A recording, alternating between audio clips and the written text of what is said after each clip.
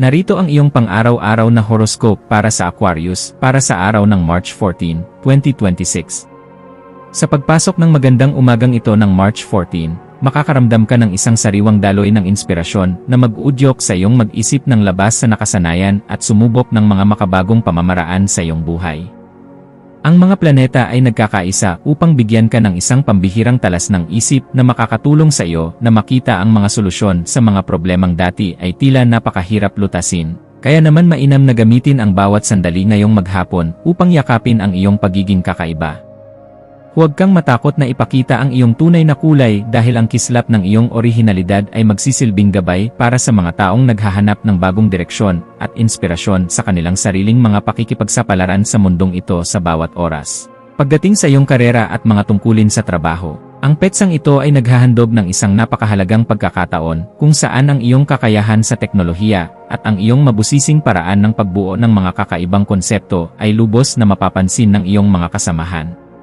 Mapapansin nila ang iyong kakaibang dedikasyon sa pagpapabuti ng sistema at ang iyong tapang sa pagmumungkahi ng mga pagbabago. Kaya asahan ang isang positibong balita tungkol sa isang proyektong may kinalaman sa inobasyon o pakikipagtulungan sa isang grupo. Huwag kang mag-alinlangan na ibahagi ang iyong mga malikhaing mungkahi dahil ang iyong talino sa pagbuo ng mga estratehiya na naglalayong itaas ang antas ng inyong serbisyo ay sadyang kailangan upang mapanatili ang sigla sa inyong buong opisina sa bawat sandali. Sa usaping pananalapi, ang araw na ito ay humihingi ng isang matalinong pagsusuri sa iyong mga nagawang budget upang masiguro na ang bawat bahagi ng iyong kita ay nailalagak sa mga bagay na nagbibigay ng tunay na seguridad at hindi lamang para sa mga panandaliang hilig. Maaaring may lumitaw na oportunidad para sa isang malaking investment na may kinalaman sa mga makabagong kagamitan o sining. Ngunit kailangan mong maging mabusisi sa bawat maliit na detalye bago ka magbitiw ng iyong pinaghirapang pondo para sa proyektong ito. Ang pagiging masinop sa iyong mga gastusin para sa mga bagay na hindi naman talaga kailangan at ang paglalaan ng sapat na halaga para sa iyong mga pangarap sa hinaharap ay magbibigay sa iyo ng ganap na kagaanan sa loob ng iyong puso. Ang aspeto ng pag-ibig at pakikipag-ugnayan para sa Aquarius ay nasa isang yugto ng napakalalim na paghanga at seryosong pagpapahalaga sa halaga ng kalayaan sa loob ng isang samahan kung saan ang iyong puso ay naghahangad ng isang relasyon na puno ng kislap at sapat na atensyon. Ang pagpapakita ng iyong pagmamahal sa pamamagitan ng pagbabahagi ng iyong mga pangarap o ang pakikipag-usap ng mahinahon tungkol sa iyong pagpapahalaga sa espasyo ng bawat isa ay lalong magpapatatag sa inyong ugnayan sa bawat sandali ng inyong pagsasama. Para sa mga naghahanap pa ng makakasama, ang iyong kagalang-galang at misteryosong aura ay magsisilbing magnet para sa mga taong naghahangad ng isang partner na may matibay na paninindigan at marunong magpahalaga sa tunay na ganda ng pagkakaibigan bago ang lahat. Ang iyong kalusugan ay dapat maging isa sa iyong mga pangunahing prioridad sa pamamagitan ng pagbibigay ng sapat na atensyon sa iyong sirkulasyon, binti, at sa iyong pangkalahatang antas ng sigla na maaaring makaramdam ng pagod dahil sa iyong matinding pagpapagod sa mga gawaing mental. Ang iyong katawan ay humihiling ng sapat na pahinga at pagkain ng mga pagkaing nagpapalakas ng iyong sistema upang mapangalagaan ang iyong ningning habang tinatapos mo ang iyong mga mabusising obligasyon ng may sapat na katuwiran at lakas. Ang pagsasagawa ng mga ehersisyong nagpapakalma ng iyong isip gaya ng yoga o ang simpleng paglalakad sa labas upang kumuha ng sariwang hangin ay makakatulong upang mailabas ang mga negatibong vibes at mapalitan ito ng bagong inspirasyon sa bawat kilos. Sa iyong pakikipagkapwa-tao, ang iyong papel bilang isang matalinong leader at mapagkakatiwalaang tagapayo ay magiging sentro ng atensyon, lalo na sa mga taong nangangailangan ng iyong mabusising opinyon upang maresolba ang kanilang sariling mga suliranin sa buhay. May isang kaibigan o malapit na kasama na maaaring lumapit sa iyo upang humingi ng tulong tungkol sa kung paano magiging mas malaya sa paggawa ng desisyon. At ang iyong mga salita ay magsisilbing gabay na mahalaga upang sila ay magkaroon ng bagong pag-asa.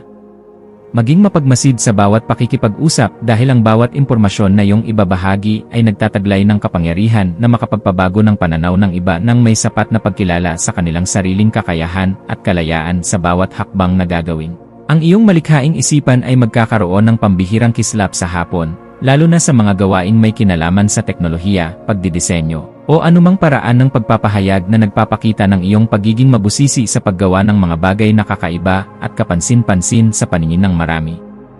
Huwag mong limitahan ang iyong sarili sa mga karaniwang estilo lamang, Bagkus ay subukan ang mga makabagong pamamaraan na magpapakita ng iyong tunay na talento, habang pinapanatili ang kalidad at dangal ng iyong mga gawa para sa iyong sariling kaganapan. Ang pagbuo ng isang bagay na may layuning magbigay ng kalinawan at saya sa pakiramdam ng marami sa pamamagitan ng iyong mga natatanging talento, ay nagbibigay sa iyo ng ganap na kagalakan na sadyang napakahalaga para sa iyong asenso. Para sa pamilya, asahan ang isang kaganapan sa loob ng tahanan na mangangailangan ng iyong pagiging mahinahon upang maging maayos ang takbo ng inyong samahan sa kabila ng mga posibleng maliliit na usapin tungkol sa inyong mga kakaibang plano sa buhay. Ang iyong presensya ay magbibigay ng kagaanan dahil kaya mong magpaliwanag sa paraang madaling intindihin at may sapat na pagkilala sa nararamdamang pangangailangan ng bawat miyembro ng iyong pamilya sa bawat oras ng inyong pagsasama. Maging mapagpatawad sa mga pagkukulang ng iyong mga mahal sa buhay, at maging isang gabay na laging handang tumulong sa pag-aayos ng anumang aberya. Dahil ang matatag na pundasyon sa loob ng tahanan ang tunay mong sandigan sa bawat hamon na inyong haharapin. Ang iyong intuwisyon ay magsisilbing isang matalas na kumpas sa pagpapasya tungkol sa isang bagong oportunidad na may kinalaman sa iyong personal na paglago o sa pagpapaganda ng iyong sariling kasanayan sa pakikipag-ugnayan sa mga taong may malalim na karanasan. Kung may nararamdamang udyok na ayusin ang iyong mga kagamitan sa komunikasyon o bumili ng mga bagay na magdadala ng higit na ningning sa iyong paligid, gawin ito ngayon, dahil ang daloy ng enerhiya ay pabor sa mga gawaing nagdadala ng bagong simula. Ang iyong panloob na boses ay malakas na nagpapaalala na handa ka na para sa isang mas mataas na antas ng kaganapan sa iyong pagkatao, kaya pakinggan ito, at huwag hayaang ang mga alinlangan ay humadlang sa iyong asenso patungo sa tagumpay. Sa aspeto ng edukasyon at pagkuha ng karunungan, ang iyong isipan ay magiging kasing talas ng isang kidlat na handang unawain ang bawat komplikadong impormasyon upang mahanap ang pinakaugat ng katotohanan sa iyong mga pinag-aralan ngayong araw na ito. Gamitin ang panahong ito upang magbasa ng mga materyales na magpapalawak ng iyong pangunawa sa mga usaping may kinalaman sa agham, inobasyon, o sa mga paraan ng wastong pamumuhay dahil ang mga ito ay sadyang makakatulong sa pagpapabuti ng iyong disposisyon. Ang bawat impormasyon na iyong matututunan ay magsisilbing hiya sa iyong isipan, kaya huwag kang titigil sa paghahanap ng liwanag hanggang sa marating mo ang ganap na kalinawan na iyong matagal nang hinahanap para sa iyong seguridad. Iwasan ang pagiging masyadong malayo ang loob sa mga sitwasyong nangangailangan ng emosyonal na koneksyon upang hindi ka makagawa ng pader na maglalayo sa iyo sa mga bagong pagkakataon na maaaring magpabilis sa iyong pag-unlad.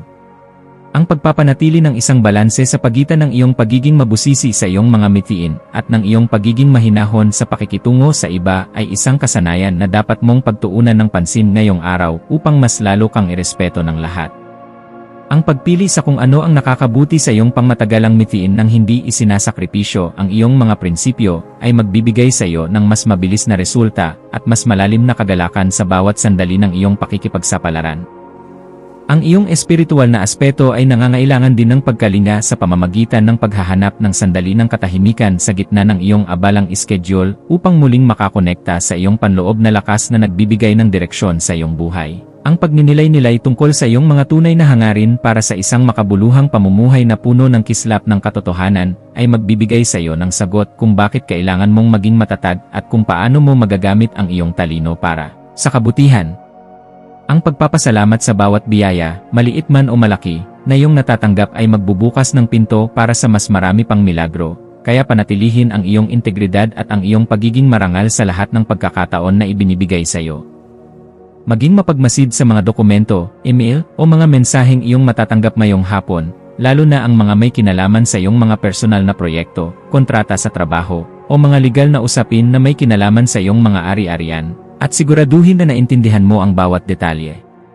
Ang paghingi ng payo sa mga taong may sapat na karanasan sa iyong larangan o sa iyong mga mentor ay isang matalinong hakbang na dapat mong gawin upang maprotektahan ang iyong mga interes at ang iyong pinaghirapan sa loob ng mahabang panahon. Ang pag-iingat sa ganitong mga usapin ay magbibigay sa iyo ng kapanatagan na ang iyong mga hakbang ay nasa loob ng katuwiran at hindi ka malalagay sa alanganin dahil lamang sa kakulangan sa mabusising pagsusuri. Sa pagdating ng gabi, maglaan ng oras upang ayusin ang iyong kapaligiran at ang iyong isip sa pamamagitan ng paggawa ng mga bagay na nagpapakalma sa iyong sistema, gaya ng pagliligpit ng iyong mga kagamitan o ang pag-aayos ng iyong kwarto para sa isang mahimbing na pahinga. Ang kaayusan sa iyong kapaligiran ay direktang nakakaapekto sa iyong pakiramdam, Kaya ang pagliligpit ng iyong mga kagamitan at ang pag-aayos ng iyong paligid ay makakatulong upang maalis ang mga tensyon sa iyong isipan na dulot ng sobrang pagpapakapagod sa maghapon. Ang pagpapasalamat sa bawat tagumpay na iyong nakamit sa araw na ito ay magpapanatili sa iyong positibong disposisyon na siyang magsisilbing magnet para sa mas magagandang balita na darating sa iyong pintuan bukas para sa iyong patuloy na ikaunlad. Bilang huling payo para sa iyo, laging tandaan na ang tunay na lakas ay matatagpuan sa pagkakaroon ng isang mapayapang puso na laging handang umunawa sa sarili at sa ibang tao nang may sapat na pagmamahal sa bawat sandali ng iyong pagkilos. Manatiling nakatutok sa iyong sariling landas habang nagpapakita ng malasakit sa mga taong nasa paligid mo, dahil ang kaganapan ng iyong pagkatao ay matatagpuan sa pagbabahagi ng iyong liwanag ng may dangal sa lahat ng pagkakataon na ibinibigay sa iyo. Hayaang ang liwanag ng karunungan ang maging gabay mo sa pagtahak sa daan ng iyong mga adhikain, at maniwala ka na sa bawat pagsusumikap mo na magpakita ng kabutihan, mayroong magandang bukas na naghihintay para sa iyo sa bawat sandali ng iyong buhay. Ang iyong mga maswerteng numero para sa araw na ito ay 11, 22, at 19. Ang iyong maswerteng kulay ay pilak o kuryenteng asul na sumisimbolo sa inobasyon at kalayaan. At ang maswerteng gawain para sa araw na ito ay ang pag-aayos ng iyong mga gadget, ang mabusising pagsusulat ng iyong mga ideya, o ang pakikipag-usap sa isang kaibigan tungkol sa hinaharap upang muling mahanap ang iyong kagalakan at sigla sa buhay.